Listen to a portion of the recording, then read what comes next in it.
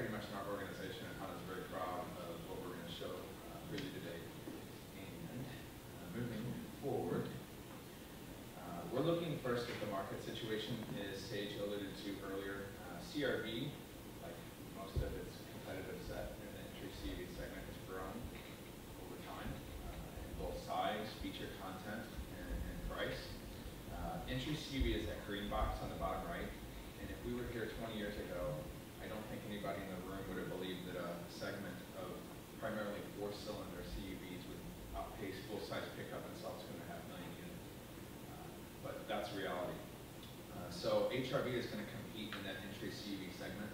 I do believe over time they're going to have to separate entry CV into two parts, because you can see that HRV is really attacking that bottom layer that CRV used to represent. So who are we going after?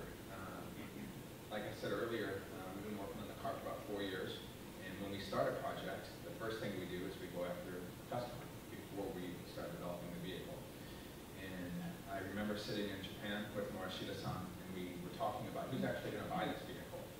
And of course, anytime when you develop a vehicle, you want a young buyer that's going to stay in your brand for the next 30, 40, 50 years. So that active Gen Y, that's Stacy and James' picture up there that we got off of, probably giving images somewhere. But we hope that's kind of the primary buyer.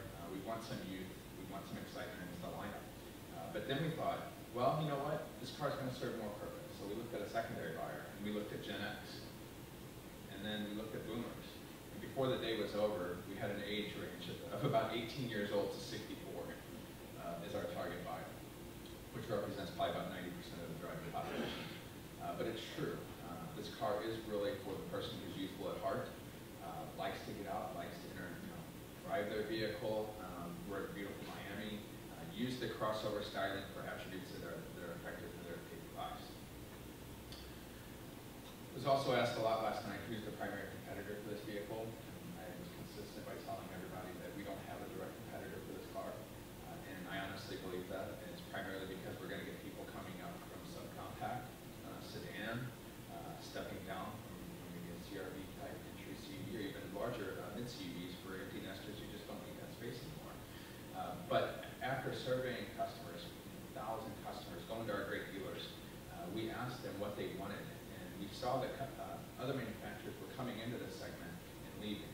And primarily, one of those reasons was because of styling. And we found out, didn't take a lot of research, but Gen Y, they don't want to drive something that's goofy. They want to drive a car that stands out in aggressive styling, but they don't want to have to explain it to their friends.